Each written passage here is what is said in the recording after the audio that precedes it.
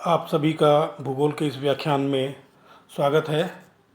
आज के व्याख्यान में हम विस्तृत चर्चा करेंगे सर अल्फ्रेड महोदय के कॉन्टिनेंटल ड्रिफ्ट थ्योरी, जिसे महाद्वीप अल्फ्रेड महोदय के महाद्वीपीय विस्थापन के सिद्धांत के नाम से जाना जाता है। आप स्क्रीन में जो चित्र देख रहे हैं वो अल्फ्रेड महोदय का।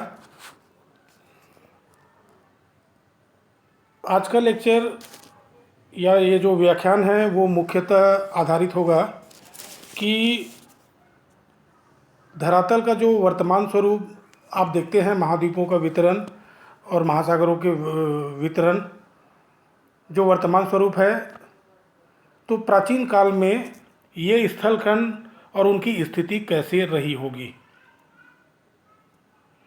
तो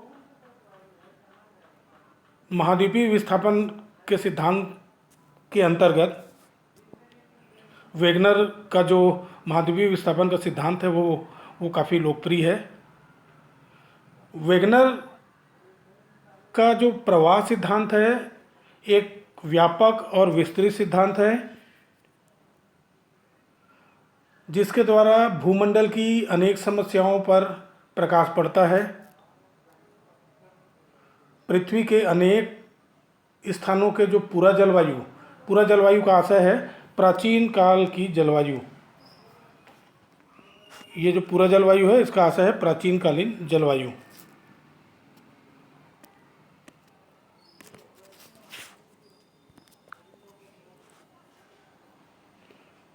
वेगनर महोदय एक्चुअल में एक बहुत बड़े जियोलॉजिस्ट थे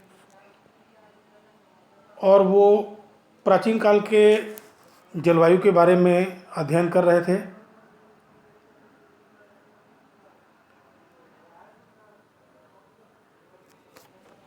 अल्फ्रेड महोदय ने 1912 में अपने इस सिद्धांत का प्रतिपादन किया। इस सिद्धांत की काफ़ी विस्तृत विवेचना उन्होंने अपनी पुस्तक डाई इंटेंसटेनहग डर कॉन्टिनेंट एंड ओजीन में किया।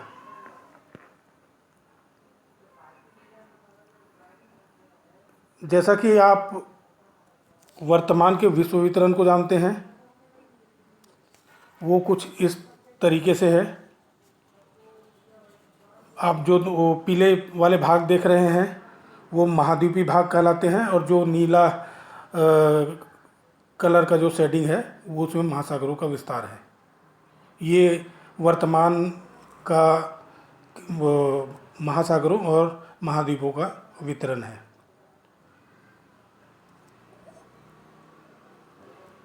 वेगनर महोदय है एक जलवायुविद थे। उसके सामने जो मूलभूत समस्या थी वो समस्या थी जलवायु परिवर्तन का। इस पृथ्वी में अनेक जगहों पर ऐसे प्रमाण मिलते हैं जिनके आधार पे ये जानकारी मिलती है कि एक ही स्थान पर, किसी एक जगह पर जलवायु में समय समय पर अनेक परिवर्तन हुए हैं। मैं आपको एग्जांपल देना चाहूँगा। अंटार्कटिका महाद्वीप में कोयले का पाया जाना ये प्रमाणित करता है कि कभी यह स्थान उष्णकटिबंधीय जलवायु वाली रही होगी। अंटार्कटिका के संबंध में आप सभी जानते हैं, दक्षिणी ध्रुव का जो हिस्सा है वहाँ हजारों मीटर बर्फ़ की चादर है, और उसके नीचे जलवायु का मिलना ये कोयले का मिलना ये प्रमाणित करता है कि उस जगह पर अतीत काल में घने जंगल रहे होंगे, क्योंकि कोयले का ज़मीन के अंदर कोयले का जो निर्माण है वो वृक्षों के या जंगलों के पृथ्वी की आंतरिक हलचल के कारण या किसी परिवर्तन के कारण जब वो जंगल नष्ट हो जाते हैं और उनके ऊपर अवसादों की परत जमते जाती है और कालांतर में ताप और दाब की क्रिया से वो जो जंगल था वो कोयले में बदल जाता है और डिपॉजिट ज़मीन के नीचे रहता है। तो अंटार्कटिका में कोयले का पाया जाना, इसका मतलब है कि पहले वहाँ की जलवायु अलग रही होगी। भारत की बात करें तो जो प्रायद्वीपीय भारत है, जो दक्षिण भारत है, उसमें हिमावरण हिम के आवरण के कुछ चिन्ह मिलते हैं। प्लेस्टोसिन एज में वहाँ पर पूरा हिम का आवरण रहा। वहाँ पर गोलास बोल्डर्स पाए जाते हैं। जो पहाड़ियाँ हैं वो अवशिष्ट है, मतलब बर्फ़ के चादरों से घिसी हुई पहाड़ियाँ हैं। अगली बात करते हैं दक्षिण अमेरिका एवं अफ्रीका में कार्बोनिफेरस एज का जो हिमानीकरण है उसका चिन्ह पाया जाता है। एक और ख़ास बात है कि एक वनस्पति है, खास वनस्पति है ग्लोसोप्टेरिस। ये वनस्पति दक्षिण अमेरिका, अफ्रीका और ऑस्ट्रेलिया में पाया जाता है। कल्पना यह की जाती कि हो सकता है ये स्थल भाग उस समय एक में जुड़े रहे होंगे। लंदन, पेरिस और ग्रीनलैंड में फर्न नामक जो वनस्पति है ये विकसित होती है, जबकि सच्चाई ये है कि जो फर्न है वो उष्णकटिबंधीय जो गर्म क्षेत्र हैं जहाँ वर्षा होती है, तापमान भी ज़्यादा होता है, वहाँ पर होनी चाहिए, लेकिन वो लंदन, पेरिस और ग्रीनलैंड जैसे ठंडी जगहों में है। दूसरा, साइबेरिया जैसे जगह में कोयले का पाया जाना, जहाँ पर काफ़ी ठंड है, टुंड्रा जलवायु है,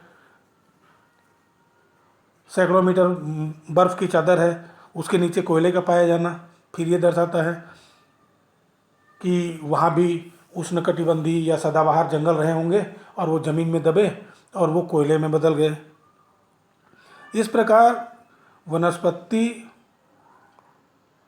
और जलवायु संबंधी जो विभेद है, जो अंतर है, उसको स्पष्ट करना एक बहुत बड़ा प्रॉब्लम बन गया। इसी समस्याओं के स्पष्टीकरण के लिए वेगनर ने इस महाद्वीपीय विस्थापन की विवेचना की। वेगनर का जो प्रमुख उद्देश्य था वो जलवायु और वनस्पति का जो विभेद है उसको स्पष्ट करना रहा। इन विभेदों को दो रूपों में स्पष्ट किया जा सकता है। पहला, यदि आप स्क्रीन में देख रहे हैं, यदि स्थल भाग एक जगह स्थिर रहे हो तो जलवायु जो कटिबंध है उनका स्थानांतरण हुआ होगा। ठीक है कि भाई साइबेरिया या अंटार्कटिका अगर एक जगह है और वो हट नहीं रही है तो वहाँ पर फिर जलवायु में परिवर्तन हुआ है। दूसरी बात, यदि जलवायु वैसी ही रही होगी तो स्थल भागों का स्थानांतरण हुआ होगा। एक स्थान में दो अलग अलग जो सिम्टम्स है, लक्षण है, वो नहीं हो सकते। आज वहाँ पर बर्फ़ है और कल वहाँ पर सदाबहार वनस्पति रही होगी, तो ये दोनों एक साथ नहीं हो सकता। वेगनर महोदय ने स्थल के स्थायित्व को अस्वीकार कर दिया और उनके प्रवाह में विश्वास किया कि नहीं भाई, स्थल भाग स्थिर नहीं रहे हैं, उनमें गति है। और वर्तमान में हम जो महाद्वीप का वितरण देखते हैं ये प्राचीन काल में ऐसा नहीं रहा। प्राचीन काल में इनकी स्थिति कुछ और रही होगी।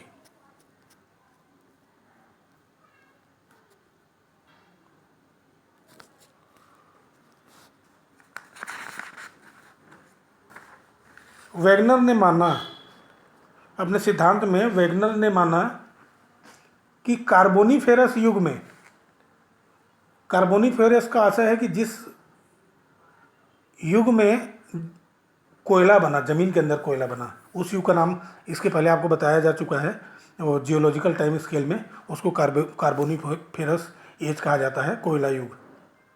वेगनर ने माना कि कार्बोनिफेरस युग में जितने समस्त स्थल भाग है एक स्थल भाग के रूप में संलग्न रहे हैं। इस संयुक्त स्थलखंड का नामकरण उन्होंने पेंजिया किया।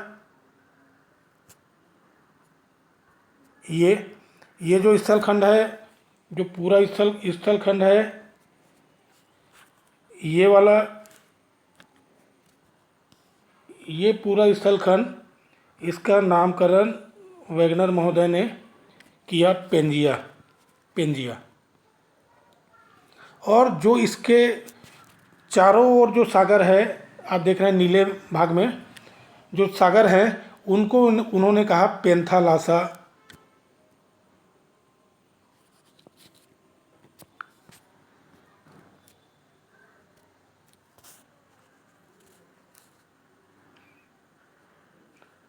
तो जो पेंजिया था, जो संयुक्त स्थलखंड था, इस स्थलखंड में छोटे छोटे सागरों का विस्तार था। और जो वो पूरा स्थलखंड था पेंजिया, जिसको मैंने अभी स्केच करके बताया, वो चारों तरफ से एक बहुत विस्तृत जल भाग के द्वारा घिरा था। इस विस्तृत जल भाग को वेगनर ने पेंथालासा कहा, मैंने आपको पहले ही बताया। और ये जो जल भाग था पेंथालासा, उसका अंदाज़ा ये लगाया जाता है, ये अनुमान किया जाता है कि वो संभवतः प्रशांत महासागर होगा, क्योंकि उसे आद्य निर्मित महासागर माना जाता है। आद्य निर्मित का मतलब है कि वो पहले से था, कैसे बना हमको नहीं मालूम, वो पहले से था।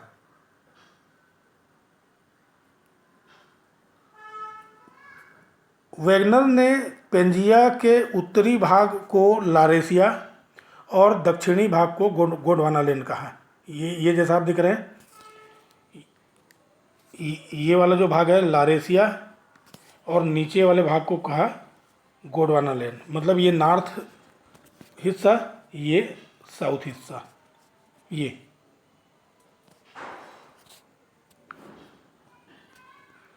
लारेसिया के अंतर्गत जो स्थलखंड आते थे वो उत्तरी अमेरिका, यूरोप और एशिया। नीचे जो गोंडवानालैंड था साउथ में, तो गोंडवानालैंड जो स्थलखंड था उसमें दक्षिण अमेरिका, अफ्रीका, मैडागास्कर, प्रायद्वीपीय भारत मतलब दक्षिण भारत का हिस्सा, और ऑस्ट्रेलिया और अंटार्कटिका जो साउथ पोल है, इतने हिस्से गोंडवानालैंड के अंदर आते हैं। ये आप देख लीजिएगा, ये लारेसिया के अंतर्गत ये एशिया, नॉर्थ अमेरिका और यूरोपीय भाग। इसमें south America, Africa, India, Australia, Antarctica, यहाँ पर मेडागास्कर। तो ये दो स्पष्ट भाग हैं। और ये जो पेंथालासा है वो चारों तरफ से इस स्थल भाग को घेरे हुए था।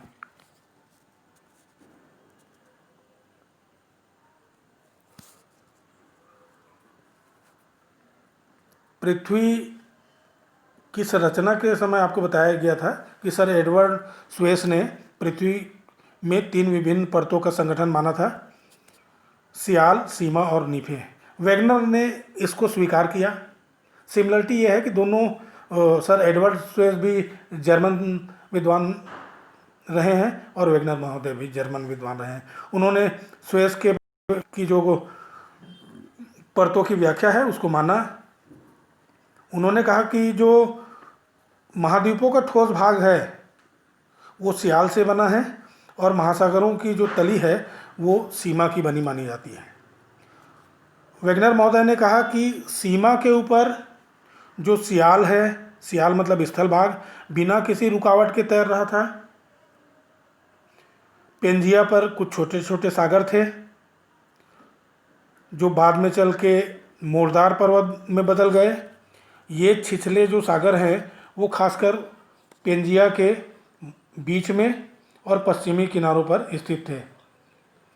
और जो बाकी स्थल भाग है वो चारों तरफ से जल भाग से घिरा था। वैगनर ने फिर ये माना कि कार्बोनीफेरस जो युग है, जिस युग में कोयला बना, उस युग में पेंजिया का जो दक्षिणी ध्रुव था वो अफ्रीका में वर्तमान डरबन के पास था। उत्तरी तथा दक्षिणी ध्रुवों की स्थिति में भी पर्याप्त परिवर्तन हुए हैं। वैगनर के हिसाब से आंतरिक बलों द्वारा पेंजिया में दरारें पड़ने प्रारंभ हुई, और ये जो दरार है वो कार्बोनीफेरस और ट्राइएसिक जो कल्प है उनके बीच में कोई समय है, उस समय में ये दरार पैदा हुई। कार्बोनीफेरस और ट्राइएसिक जो जियोलॉजिकल एज है, इनके बीच में पेंजिया में दरार आना चालू हुआ, रिफ्ट पड़ा, जिससे ये जो विशाल भूभाग है ये यहाँ पर दरार पड़ना चालू हुआ, और ये भूभाग क्लियर दो अलग अलग हिस्सों में बढ़ गया।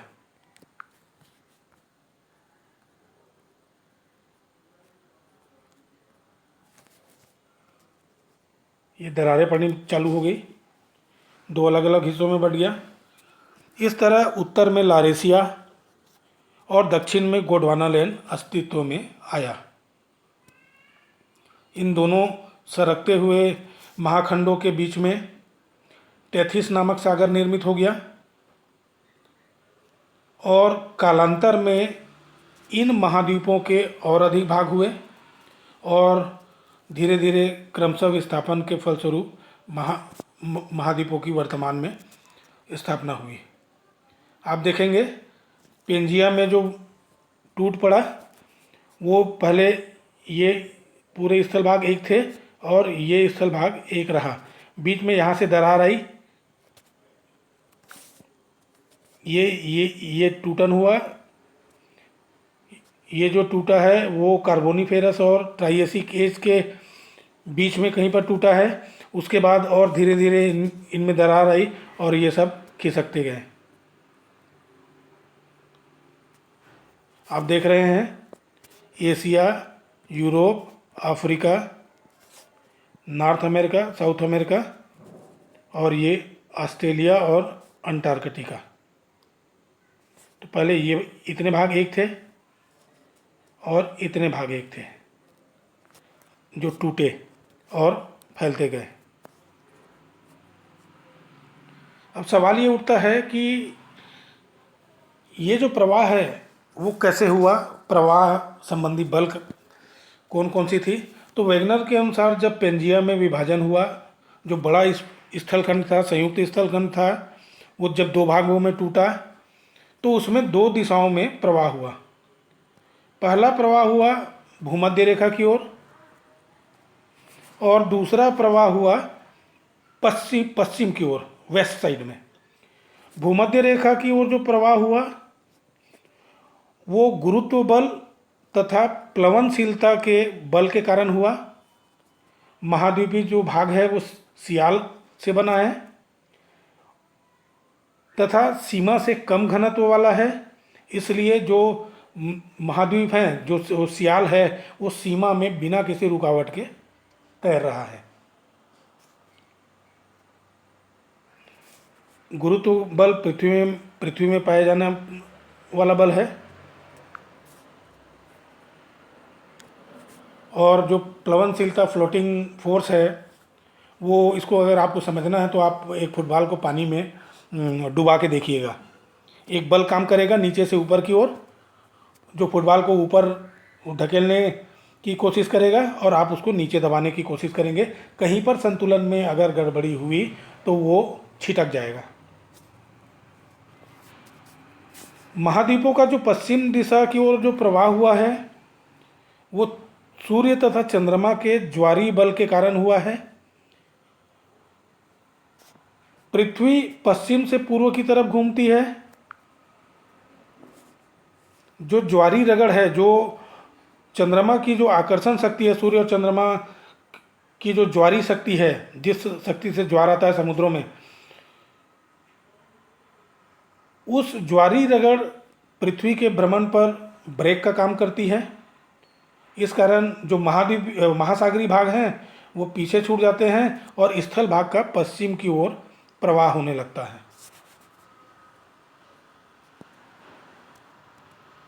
ये इस तरह से उन्होंने अपना सिद्धांत दिया।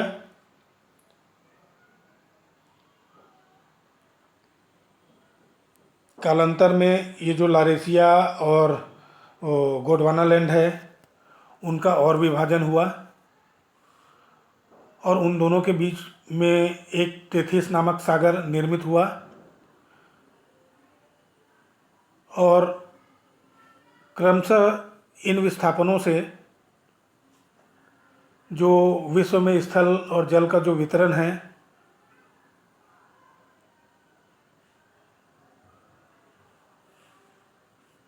वो आपको दिखाई देती है। अगर हम इस वेगनर महोदय के सिद्धांत की थोड़ी सी पड़ताल करें, विवेचना करें, तो होता ये है कि इनके जो फेवर में जो बात जाती है वो ये है कि तटों की समानता। पहले नंबर में आप देख रहे हैं तटों की समानता। तो इसके बारे में हम थोड़ी सी जानकारी लेते हैं।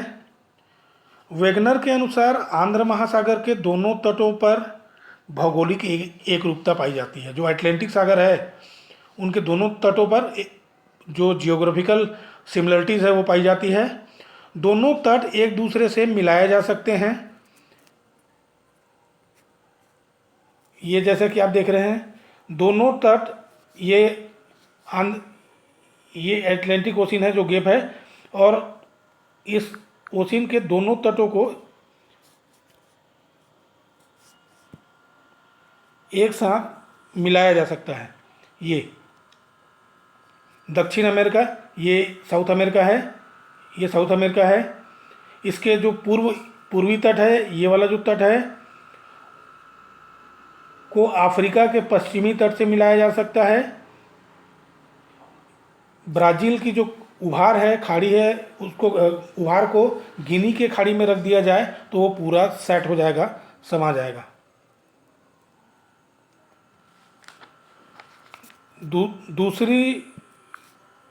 दूसरा जो बिंदु है महासागरों में असमानता।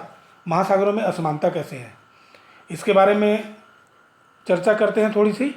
अटलांटिक तथा प्रशांत महासागरों की संरचना में उल्लेखनीय अंतर पाया जाता है। हम लोग बात कर रहे हैं सेकंड का। ये तो इनकी संरचना में अंतर पाया जाता है।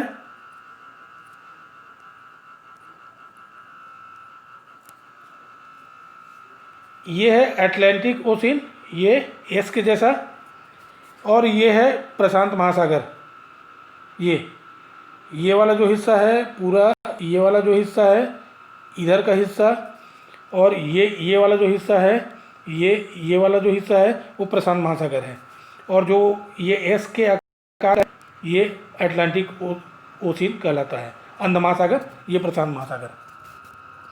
तो दोनों महासागरों की संरचना में बिल्कुल अंतर पाया जाता है।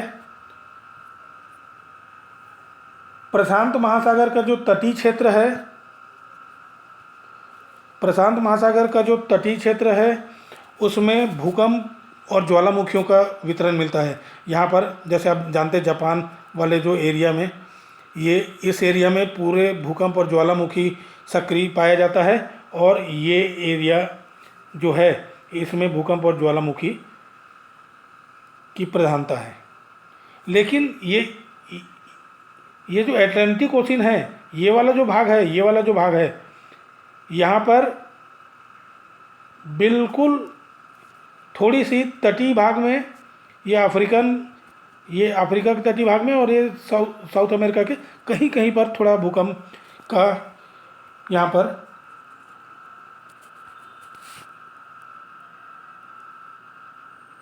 सूचना मिली है।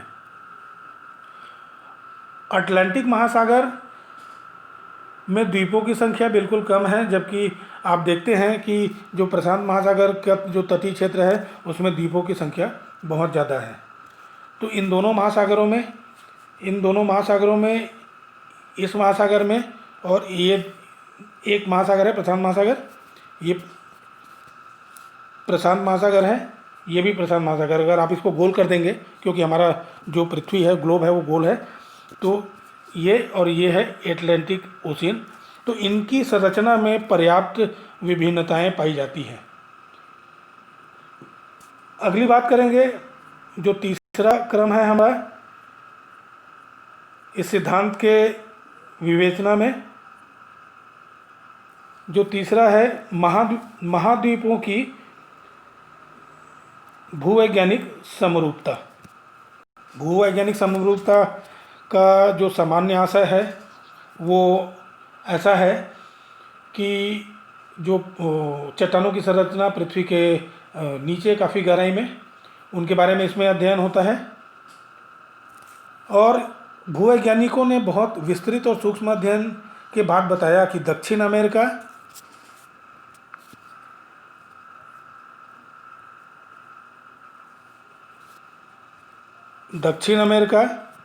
ये साउथ अमेरिका, अंटार्कटिका, ऑस्ट्रेलिया और भारत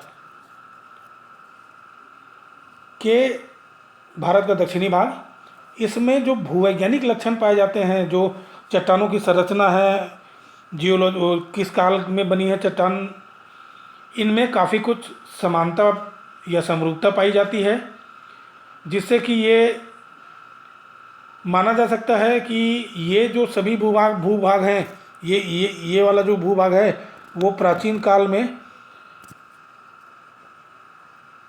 एक संयुक्त स्थलखंड के रूप में रहे होंगे।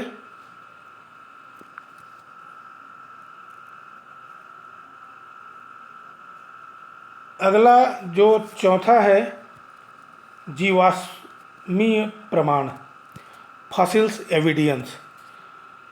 फॉसिल्स एविडेंस वो है कि उस काल की वनस्पति या कोई जीव चट्टानों में दब जाती है और वो सुरक्षित रह जाती है, और उसके अध्ययन के बाद उस काल की गणना करते हैं, उस चट्टान के बनने के समय की गणना करते हैं, और इस हिसाब से जो जियोलॉजी में प्रमाण जुटाया जाता है उसको आप कहते हैं जीवाश्मी प्रमाण। इसके अंतर्गत अलग अलग सुदूर महाद्वीपों में पाए जाने वाले प्राणी समूह तथा वनस्पति समूह के जीवाश्म में वाकई में अद्भुत समानता पाई जाती है।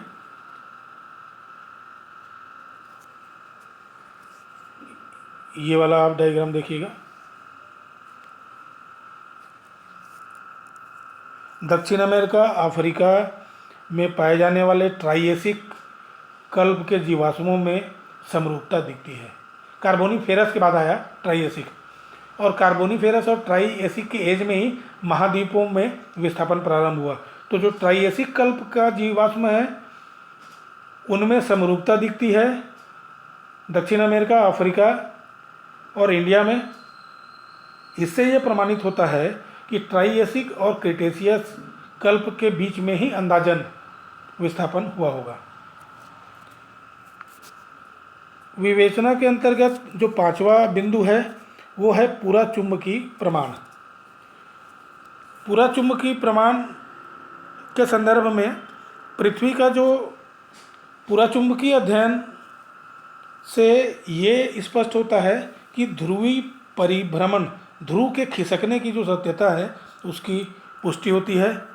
अलग अलग महाद्वीपों से प्राप्त जो ध्रुवीय स्थिति है एक ही कल्प में अलग अलग आकी गई।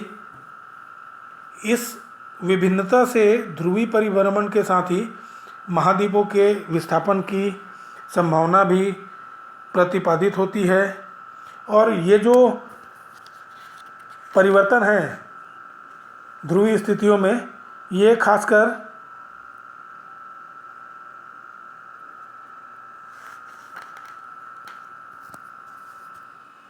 दक्षिणी ध्रुव में दिखाई देते हैं। ये तो हुई कि जो वेगनर महोदय है उनके सिद्धांत के समर्थन में या उनके सिद्धांत को पुष्ट करने के लिए जो बातें हैं जो अभी प्रूफ किया जा सकता है उसके संदर्भ में। साथ ही हमें ये भी मूल्यांकन करना पड़ेगा कि इस सिद्धांत में जो स्थापित बातें हैं वो क्या वाकई में सही हैं या उसमें भी कोई प्रश्न चिन्ह उठाया जा सकता है। सीधे शब्दों में कहें तो इस सिद्धांत की आलोचना कुछ बिंदुओं के अंतर्गत की जाती है। जैसे पहली ये गलती मानी जाती है वेगनर महोदय की कि सीमा के ऊपर सियाल बिना किसी रुकावट के तैर रहा था, और बाद में बताया कि सीमा से सियाल में रुकावट हुई। आप कल्पना करिएगा कि सियाल सीमा पर कैसे तैरेगा, क्योंकि सीमा की जो घनत्व है आपने पहले भी पढ़ा वो ज़्यादा है, सीमा कठोर है, सियाल थोड़ा सा कमज़ोर है, और सियाल का जो घनत्व है वो सीमा से काफ़ी कम है। तो जब सीमा ऑलरेडी ज़्यादा कठोर है तो उसमें सियाल तैर कैसे सकता है। ये तो पहली बात हुई। दूसरी बात हुई कि वेगनर महोदय ने जिस बल की कल्पना की प्रवाह बल, चंद्रमा और सूर्य की ज्वारीय शक्ति से महाद्वीप पश्चिमी दिशा में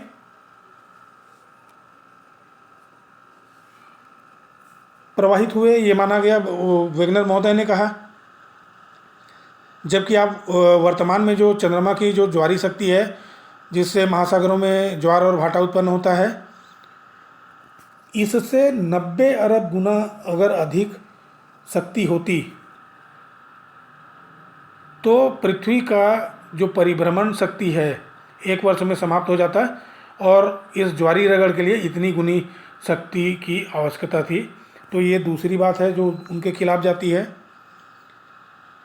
वेगनर महोदय ने ये तो बताया कि कार्बोनीफेरस और ट्राइएसिक युग के बीच ही विभाजन हुआ है, लेकिन उन्होंने ये नहीं बताया कि कार्बोनीफेरस युग से पहले जो पूरा पेंजिया है, ये पेंजिया ऐसा कौन सा बल है जिसके द्वारा वो स्थिर रहा या संयुक्त रहा। अगला बिंदु आता है कि उन्होंने कहा कि भाई आप समस्त महाद्वीपों को आसानी से मिला सकते हो, सेट कर सकते हो, जैसे ये इसमें दिखाया गया है। ये आप इस तरीके से सभी महाद्वीपों को सेट कर सकते हैं। पजल जो गया है जिग्सा फिट टाइप का। लेकिन सच्चाई ये है कि अंध महासागर के संपूर्ण जो तट है उसको भली भांति नहीं मिला सकते। महासागर का जो आंतरिक भाग है, सेल्वेस है, उसको आप सही नहीं सेट कर पाते, तो पूरी तरह से नहीं मिलाया जा सकता। तो इस तरह से कि जो वेगनर महोदय हैं उनके सिद्धांत के पक्ष में हमने चर्चा की कि कुछ खासियत है और यहाँ पर ये फिट बैठता है, और दूसरा कि कहाँ पर आपत्ति आती है उसके संदर्भ में चर्चा की है। तो इस तरह से वेगनर का जो महाद्वीपीय सिद्धांत है वो पहला सिद्धांत है जिन्होंने स्थल के स्थायित्व को अस्वीकार कर दिया, और वर्तमान में इसके आगे आप पढ़ेंगे प्लेट टेक्टोनिक्स का जो कॉन्सेप्ट है उससे इस महाद्वीपीय विस्थापन सिद्धांत की सत्यता की पुष्टि होती है। तो महाद्वीपों में विस्थापन तो हुआ है, अभी भी महाद्वीप खिसक रहे हैं। 32 साल में ग्रीनलैंड जो ऊपर का हिस्सा है 32 साल में ग्रीनलैंड 1 किलोमीटर दूर पश्चिम की ओर खिसक जाता है।